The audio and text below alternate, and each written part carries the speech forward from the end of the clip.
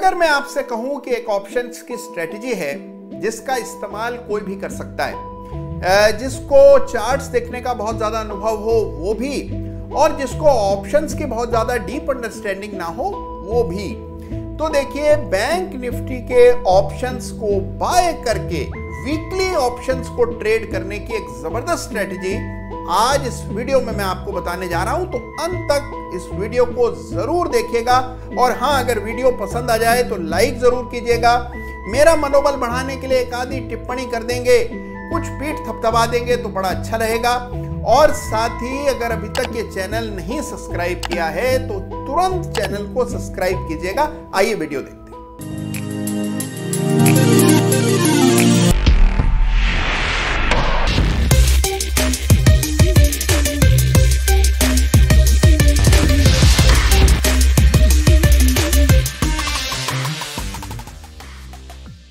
नमस्कार, जय श्री राम। देखिए, आप में से बहुत सारे लोगों ने फरमाइश की कि भाई हम ट्रेड करना चाहते हैं बैंक निफ्टी, और वो भी ऑप्शंस के रास्ते, और वो भी ऑप्शंस को खरीद करके, और वो भी वीकली और एक्सपायरी वाले ऑप्शंस। अब देखिए, इतनी सारी शर्तें आप लोगों ने रख दी, तो मैंने सोचा कि क्यों नहीं आज एक ऐसी रणनीति आपके सामने रखता हूं जो कि है बहुत सिंपल लेकिन है बहुत ही ज्यादा असरदार। तो एक बहुत simple bank Nifty options trade करने की स्ट्रेटजी मैं आज आपको बताने वाला हूं। देखिए, स्ट्रेटजी पर चर्चा करूं उससे पहले आपको यह बता दूं कि देखिए, जब कभी आप ऑप्शंस ट्रेड करते हैं तो बेचना आसान होता है, खरीदना मुश्किल। बेचना आसान इसलिए है क्योंकि समय आपके साथ होता है। आप जैसे जैसे वक्त बीतता जाता है ऑप्शन की टाइम वैल्यू कम होती जाती है। यह काम करता है ऑप्शन सेलर के हक में। तो देखिए, जो ऑप्शन बायर होता है बेचारा, उसको देखिए ये टाइम वैल्यू की मार पहले मिनट से लगने लगती है। जैसे ही आप ऑप्शन खरीदते हैं टाइम वैल्यू कम होती चली जाती है। तो इसीलिए ऑप्शन खरीद करके कमाने की स्ट्रेटजी है बहुत कम, लेकिन एक बहुत जबरदस्त स्ट्रेटजी आज मैं आपके साथ शेयर करने वाला हूं। तो इस स्ट्रेटजी को अंत तक देखिएगा। इसके रिस्क रिवॉर्ड को समझे बिना इस पर ट्रेड मत कीजिएगा। जो लोग ऑप्शन से बिल्कुल अनजान हैं, नए हैं, बिना ऑप्शंस की बेसिक अंडरस्टैंडिंग हुए कतई इन स्ट्रेटजी पर काम नहीं कीजिएगा। साथ ही देखिए, रिस्क रिवॉर्ड को समझना, इसके सारे पहलुओं को समझना बहुत ही ज्यादा जरूरी है। यह स्ट्रेटजी केवल आपको एक दिशा दिखलाने के उद्देश्य से मैं आज आपके सामने रखने जा रहा हूं। तो देखिए, इस स्ट्रेटजी में 30 मिनट चार्ट्स का इस्तेमाल होगा। ब्लो ऑफ कैंडल्स खोजी जाएंगी, वो विशाल कैंडल्स जो कि बहुत बड़ी हैं, औसत कैंडल्स की तुलना में दुगनी बड़ी हैं, यानी कि बड़े कैंडल्स मतलब बड़ा प्राइस मूवमेंट। उन कैंडल्स को खोजा जाता है। जैसे ही वो कैंडल बन जाती है उसी दिशा में ट्रेड बनाया जाता है, और ट्रेड बनाते हैं ऑप्शंस के जरिए। देखिए, ऑप्शंस का मूल्य जो होता है वो बहुत ही छोटा होता है। जब आप खरीदते हैं तो 1%, 1.25%, यानी कि जो पूरी बैंक निफ्टी है उसका 1.25% बस देना होता है और आपको ऑप्शन मिल जाता है, और फिर उसमें मूवमेंट भी बड़ा जबरदस्त होता है। आइए समझते हैं।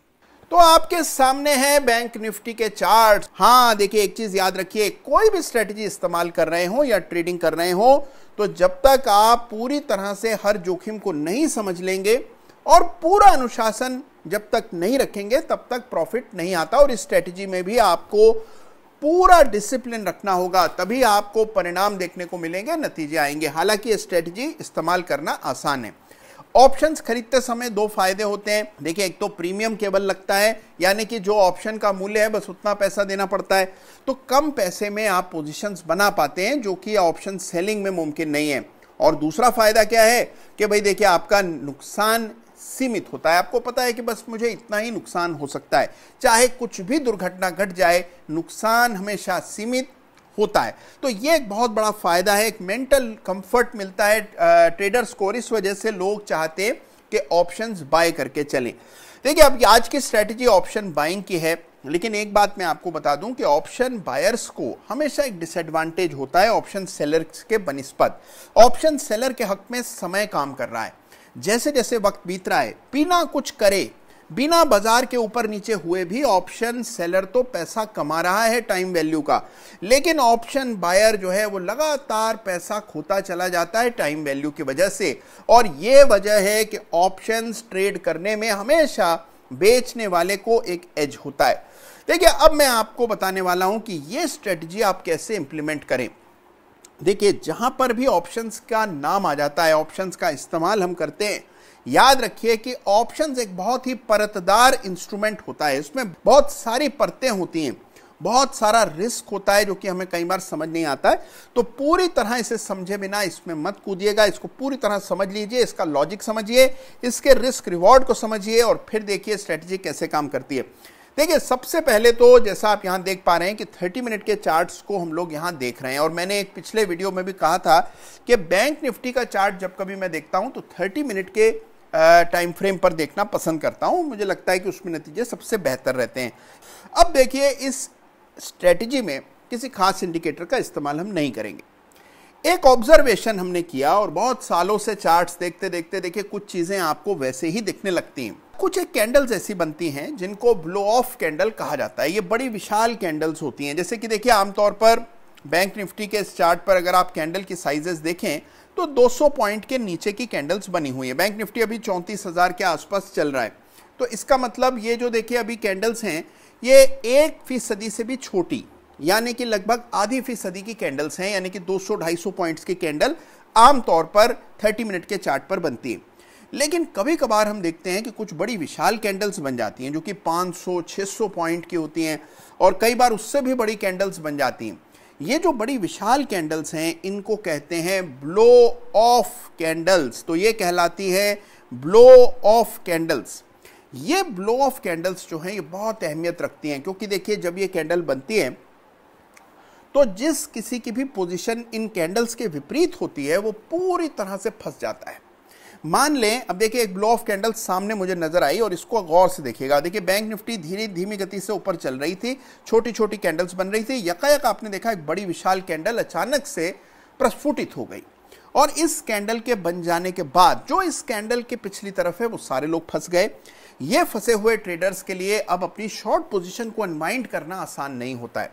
और ऑप्शन ट्रेडिंग का एक बहुत अहम असूल है जो आज इस वीडियो में मैं आपको बताने जा रहा हूं, वो यह है कि ऑप्शन जब आप खरीद करके चल रहे हैं आपको तुरंत मूवमेंट चाहिए। आप ऐसा नहीं कर सकते कि 4 दिन बाद निफ्टी बढ़ जाए, बैंक निफ्टी बढ़ जाए, उससे काम नहीं बनता। ऑप्शन में समय आपका शत्रु है। अगर आप ऑप्शन बाय करके चल रहे हैं, समय आपका सबसे डेडली एनिमी है। और अगर देखिए समय बीतता चला गया और उस बीच बड़ा मूव नहीं आया तो ऑप्शन का जो टाइम डीके है, जो समय के बीतने से ऑप्शन की कीमतों में कमी आती है, वो इतनी घातक साबित होगी कि जो पूंजी आपने डाली है वो सारी खाक हो जाएगी। तो ऑप्शन बाइंग में तुरंत इंपैक्ट चाहिए, इमीडिएटली, और वो इंपैक्ट होता है तब जब लोग फंस जाते हैं और उनकी मजबूरी होती है खरीदना। जब उनकी मजबूरी होती है खरीदना तभी आपको बड़ा एक्शन प्राइस पर आता हुआ दिखता है।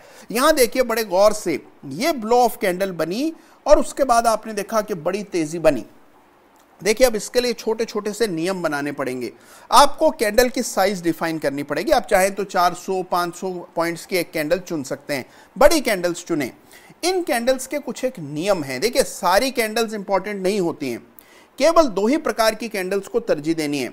एक वो कैंडल जो कि कोई ब्रेकआउट कायम कर रही हो, जैसे अगर आप इस कैंडल को गौर से देखेंगे, जिस कैंडल पर अभी हमारा फोकस था, थोड़ा जूम करके देखें तो आप देखते हैं कि इस कैंडल ने एक रेजिस्टेंस के स्तर को 31,725 के आसपास एक रेजिस्टेंस था, इसको तोड़कर ये कैंडल निकली। यानी कि देखिए जिस किसी ने भी 31,700 के आसपास लगातार बिकवाली की हुई थी, वो सारे लोग इस कैंडल के बनने के कारण फंस गए।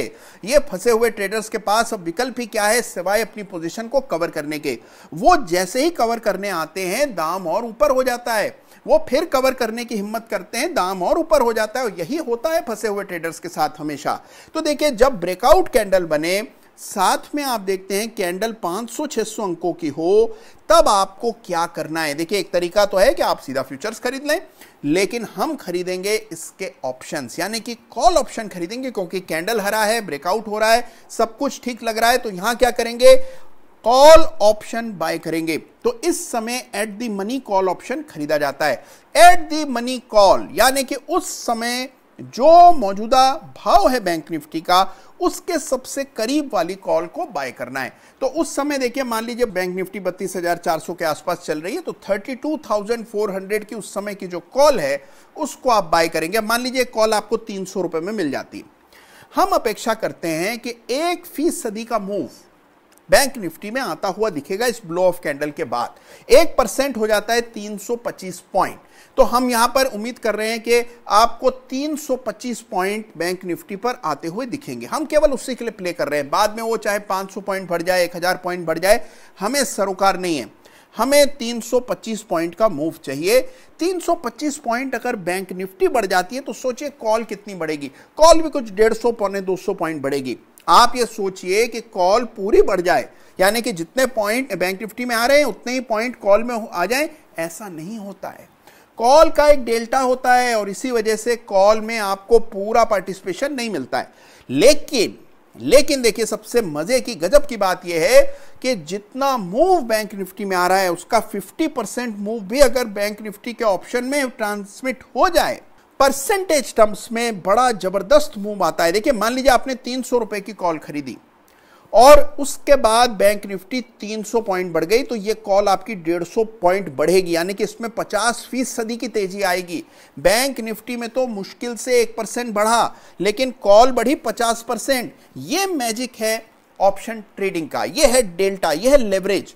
और इसीलिए यहां कॉल खरीदेंगे, जैसे यहां पर तेजी आएगी 100-125 पॉइंट बढ़ जाएंगे, हम निकल आएंगे। अब देखिए, बैंक निफ्टी का लॉट 25 का है, तो आप खरीद रहे हैं तो 25 की क्वांटिटी आपको बाय करनी पड़ेगी। 25 इंटू मान लीजिए 300, तो 7500 रुपए हमारे लगे कुल। जब हमने ये पोजीशन बनाई 25 इंटू 300 ये हमारा खर्चा हुआ।